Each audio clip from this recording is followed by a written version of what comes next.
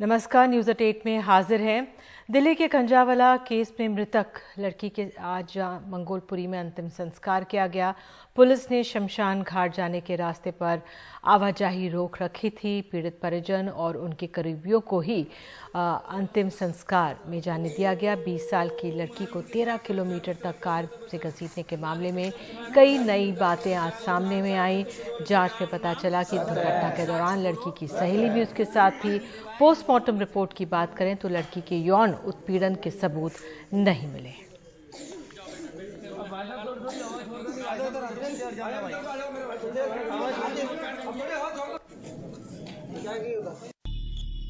ये CCTV footage Rohini के sector 23 के एक होटल के बाहर का है। समय रात 1:10। गुलाबी कपड़ों में 20 साल की पीड़ित और लाल कपड़ों में उसकी सहेली है। दोनों के बीच झगड़ा हो रहा है। पुलिस के मुताबिक ये झगड़ा इसलिए हुआ कि स्कूटी पहले कौन चलाएगा। इसके बाद रात 1:30 बजे दोनों लड़कियां स्कूटी से निकलीं। उस वक्त स्कूटी सहेली चला रही थी, लेकिन रास्ते में पीड़ित ने स्कूटी चलाने की जिद की तो सहेली पीछे गई। पुलिस की माने तो होटल से 15 मिनट की दूरी पर उनकी स्कूटी बलिनो कार से टकरा गई। दिल्ली पुलिस ने सहेली का बयान कोर्ट में दर्ज करवा दिया है। इस मामले की जांच कर रही स्पेशल कमिश्नर शालिनी सिंह सोमवार देर रात मौकाए वारदात पर गईं। वो ये भी जांच कर रही हैं कि सुल्तानपुरी से लेकर कंझावला तक की जिस 13 किलोमीटर के रूट पर पीड़ित को घसीटा गया, उस रूट पर कितनी पिकेट, कितनी पीसीआर वैन थी और आखिर पुलिस समय पर क्यों नहीं पहुंची। दिल्ली के मौलाना आजाद मेडिकल कॉलेज में अंजलि का पोस्टमार्टम सोमवार को 3 डॉक्टरों के पैनल ने किया और मंगलवार को रिपोर्ट दिल्ली पुलिस को सौंप दी गई। पुलिस के मुताबिक सिर, रीढ़, बाएं जांघ की हड्डी और निचले अंगों में मौत से पहले की चोट की वजह से सदमा लगा और ज्यादा खून बहा। ब्लंट फोर्स के प्रभाव से आई सभी चोटें वाहन दुर्घटना और घसीटने से संभव हैं। साथ ही रिपोर्ट में प्राइवेट पार्ट में चोट का न होना इशारा करता है कि सेक्सुअल असॉल्ट नहीं हुआ था। दिल दहला देने वाले इस मामले में पुलिस अलग अलग पहलुओं की जांच में जुटी है, पर पोस्टमार्टम रिपोर्ट ने साफ कर दिया है कि लड़की के साथ कोई सेक्सुअल असॉल्ट का वाकया सामने निकल कर नहीं आया है। पीड़ित का मंगलवार को कड़ी सुरक्षा के बीच अंतिम संस्कार कर दिया गया। वो अपनी 4 बहनों में अकेली कमाने वाली थी। उसके पिता की मौत पहले ही हो चुकी है।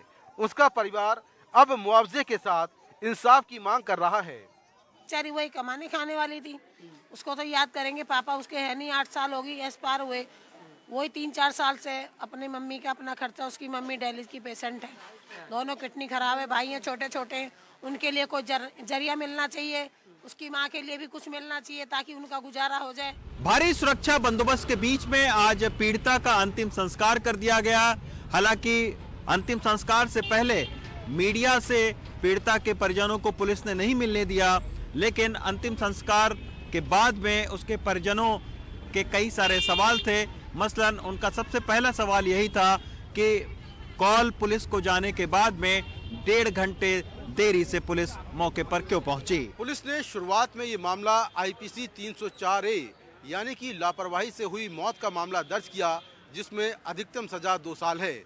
लेकिन जब ये मामला मीडिया की सुर्खियों में आया तो पुलिस ने आईपीसी का सेक्शन 304 लगा दिया, जिसमें सजा 10 साल से लेकर उम्र कैद तक है। लेकिन सुप्रीम कोर्ट ने कहा है कि शराब पीकर गाड़ी चला रहा शख्स एक बम की तरह है जो न जाने कहां फट जाए। कई जानकार मानते हैं कि आरोपियों ने अंजलि को टक्कर मारने के बाद ये तक नहीं देखा कि उसका क्या हुआ और उसको घसीटते हुए ले गए। ऐसे में ये मामला निश्चित तौर पर हत्या का बनता है। नई दिल्ली से अपने सहयोगी रवीश रंजन शुक्ला और कैमरामैन मोहम्मद मुरसलीन के साथ मैं मुकेश सिंह सेंगर, एनडीटीवी इंडिया। कर्नाटक के बेंगलुरु में एक 19 वर्षीय छात्रा की उसके कॉलेज परिसर में एक दूसरे कॉलेज के छात्र ने चाकू मारकर हत्या कर दी। ये वारदात सोमवार को प्रेसिडेंसी कॉलेज के कॉरिडोर्स में हुई। यहां लड़की बीटेक की पढ़ाई कर रही थी। पुलिस के अनुसार हमलावर ने कई बार उस पर वार किया। हमलावर दूसरे कॉलेज का का छात्र था और लड़की को जानता था। हमले के बाद कॉलेज के कर्मचारी और लड़की के जो दोस्त थे वो उसको पास के अस्पताल में ले गए, जहां उसे मृत घोषित कर दिया गया है। अधिकारियों ने कहा है कि लड़की को कई बार चाकू मारने के बाद जो दोषी आरोपी है उसने खुद को भी मारने की कोशिश की, जिसमें वो घायल हो गया। उसको अस्पताल में भर्ती कराया गया है, जहां उसका इलाज चल रहा है। ये दोनों कर्नाटक के कोलार जिले के एक ही गांव के रहने वाले थे और एक दूसरे को जानते थे। 2 to 3 years since they were known to each other. I think as of now he had some sort of crush on her. She was concentrating on her studies. Because of that, this thing might have happened. Still, we are investigating into the matter. Just PM of the victim body just done. Just we are handovering it to the parents. Greater Noida के कोतवाली beta 2 क्षेत्र में तेज रफ्तार car ने 3 छात्राओं को टक्कर मार दी। हादसे में इंजीनियरिंग की एक छात्रा बुरी तरह से घायल हुई है, जिसे कैलाश अस्पताल में वेंटिलेटर पर रखा गया है। बाकी दोनों छात्राओं को इलाज के बाद घर भेज दिया गया। पीड़ित जो लड़की है उसके सिर और पैर पर गंभीर चोटें आई हैं। बिहार की रहने वाली लड़की माता पिता मजदूरी करते हैं। आर्थिक स्थिति ठीक ना होने की वजह से वो इलाज करवाने में असमर्थ हैं। ऐसे में इंजीनियरिंग कॉलेज के उसके दोस्त अस्पताल के बाहर क्राउड फंडिंग के जरिए पैसा जमा कर रहे हैं। स्थानीय पुलिस CCTV फुटेज के जरिए फरार कार सवार युवाओं को तलाश रही है।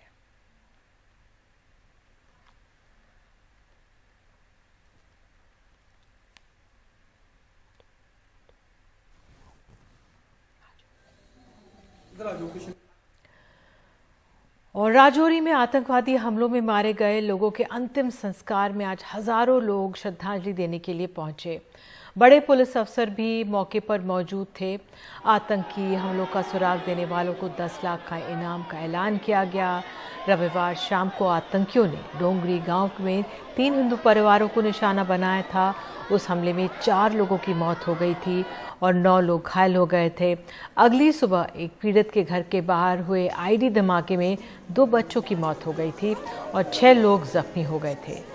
हमले के खिलाफ लोगों में आक्रोश है। आज कैंडल मार्च निकालकर मृतकों को श्रद्धांजलि दी गई है।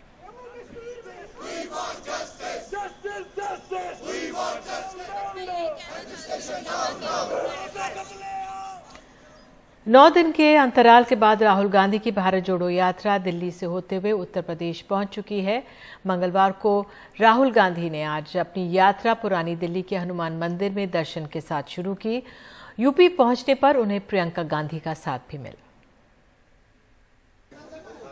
माथे पर तिलक, हाथ में गदा और कंधे पर हनुमान जी का पटका।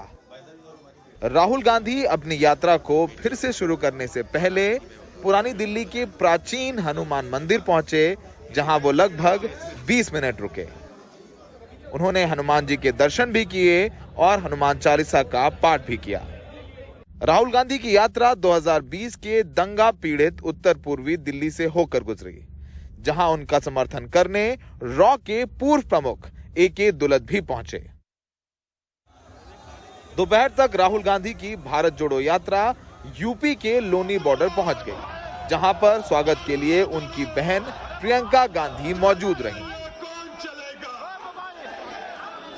मुझे आप सब पर गर्व है कि 3000 किलोमीटर चलकर कन्याकुमारी से पैदल आप आज यहां तक पहुंचे हैं। और मेरे बड़े भाई इधर देखो, सबसे ज्यादा गर्व तुम पर है। राहुल गांधी यूपी तो पहुंच गए हैं, पर न उनके साथ चलने अखिलेश यादव पहुंचे, न जयंत चौधरी और न ही मायावती। सबने दूर से ही पत्र और ट्वीट कर राहुल गांधी को शुभकामनाएं भेज दी। हमने अपनी महत्वपूर्ण भूमिका, जो हमारी जिम्मेदारी थी, नैतिक जिम्मेदारी थी, हमने वो निभाई। हमने उनको आमंत्रित किया, आना ना आना उनका अपना निर्णय था। हम चाहते थे कि वो सब लोग शामिल हो इस यात्रा में, और हमारे आज भी दरवाजे खुले हैं, हम उनका इंतजार रहे। कांग्रेस को पता है कि 2024 में उत्तर प्रदेश उनको बहुत कुछ नहीं देने जा रहा है, क्योंकि ना अखिलेश का साथ मिला, ना जयंत का और ना मायावती का। यही वजह है कि जहां मध्य प्रदेश को 10 से ज्यादा दिन मिले, राजस्थान को 10 से ज्यादा दिन मिले, महाराष्ट्र को अच्छे खासे दिन मिले, लेकिन उत्तर प्रदेश जहां से 80 सीटें आती हैं, वहां से सिर्फ 3 दिन राहुल गांधी ने भारत जोड़ो यात्रा को दिए हैं। तो ये एक स्पष्ट संदेश है। बाकी लेकिन 2024 में वक्त है और राहुल गांधी सड़कों पे हैं। सहयोगी मनोज ठाकुर के साथ गाजियाबाद से Saurabh Shukla, NDTV India. BJP राष्ट्रीय कार्यकारिणी की बैठक दिल्ली में होनी तय हुई है। 16 और 17 जनवरी को राजधानी में ये बैठक होनी है। इस दौरान खासतौर पर 9 राज्यों के विधानसभा चुनावों और 2024 लोकसभा चुनावों पर फोकस रहेगा। जेपी नड्डा का अध्यक्ष के तौर पर कार्यकाल भी 20 जनवरी को खत्म हो रहा है।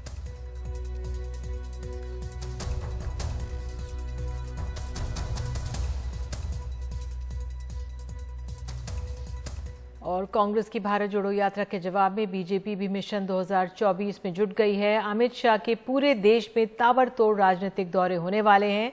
सिर्फ जनवरी में वो 11 राज्यों का दौरा करने जा रहे हैं। पूरे देश में अमित शाह के कार्यक्रम होंगे। सिर्फ जनवरी में 11 राज्यों का दौरा करेंगे। 5 से 6 जनवरी को त्रिपुरा, नागालैंड, मणिपुर का दौरा होगा। 7 जनवरी को छत्तीसगढ़ और झारखंड का दौरा। 8 जनवरी को आंध्र प्रदेश के दौरे पर रहेंगे। 16-17 जनवरी को उत्तर प्रदेश और बंगाल का दौरा। 28 जनवरी को कर्नाटक का दौरा और 29 जनवरी को हरियाणा और पंजाब का दौरा करेंगे गृहमंत्री।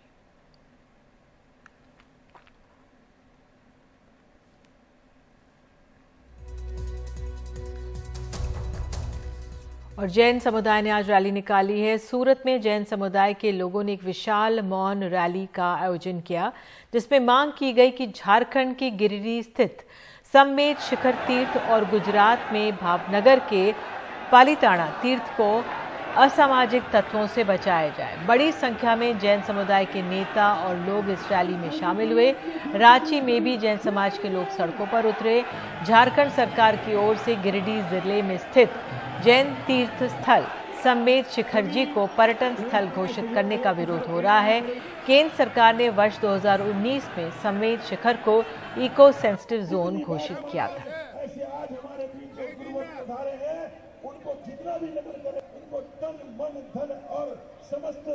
पारसनाथ स्थित सम्मेद शिखर जी, जो जैन धर्म का ही नहीं पूरे हिंदू सनातन धर्म के लिए तीर्थ स्थल है, और आज जो हम लोग दिगंबर जैन पंचायत से लेकर आज राजभवन तक आए हैं, इसके पीछे जो उद्देश्य है कि झारखंड सरकार ने और केंद्र सरकार ने जो उसे पर्यटन स्थल घोषित किया है उसे तत्काल वापस ले।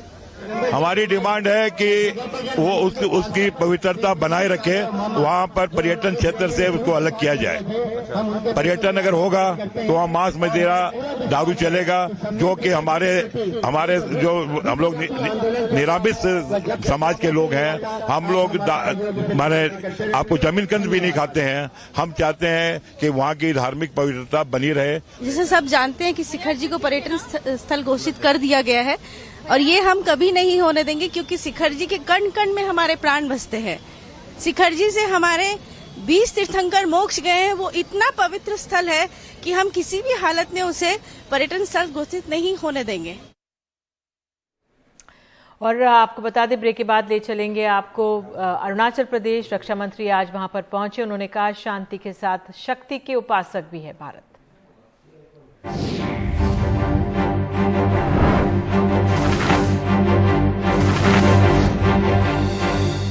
बीजेपी अध्यक्ष जेपी नड्डा आज बिहार के पारू में पार्टी के एक कार्यक्रम को संबोधित करते हुए उन्होंने कहा कि राज्य में जंगल राज रिटर्न्स हो गया है और केंद्र की मदद के बावजूद राज्य में विकास नहीं हो रहा।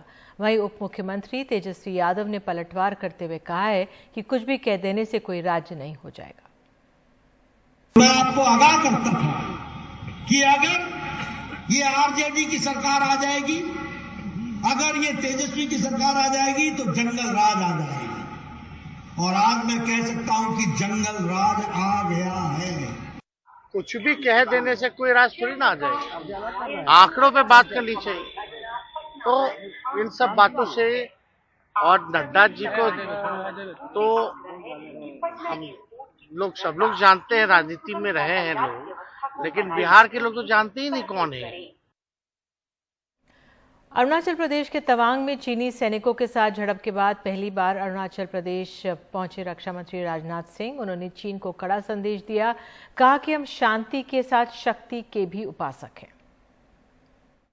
तवांग में चीनी सैनिकों के साथ झड़प के बाद पहली बार अरुणाचल पहुंचे रक्षा मंत्री राजनाथ सिंह। सियांग जिले में सीमा सड़क संगठन की ओर से बनाए गए सियोम पुल का उद्घाटन किया।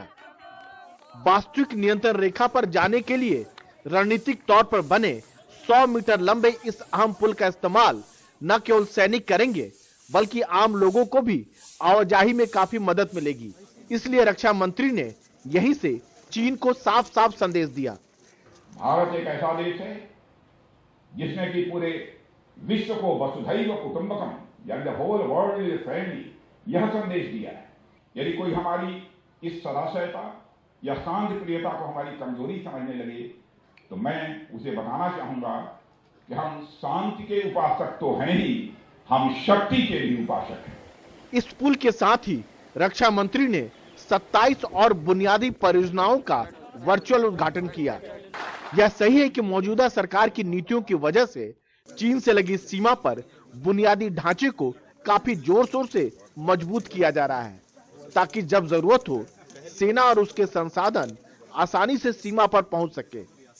रक्षा मंत्री राजनाथ सिंह के दौरा चीन को कड़ा संदेश देने के साथ साथ सैनिकों का मनोबल बढ़ाने में भी कामयाब होगा। सीमा पर बुनियादी सुविधाएं बढ़ाने से सैनिकों का जीवन और आसान होगा। नई दिल्ली से राजीव रंजन, एनडीटीवी इंडिया। और इसी के साथ फिलहाल अभी के लिए इतना ही। नमस्कार।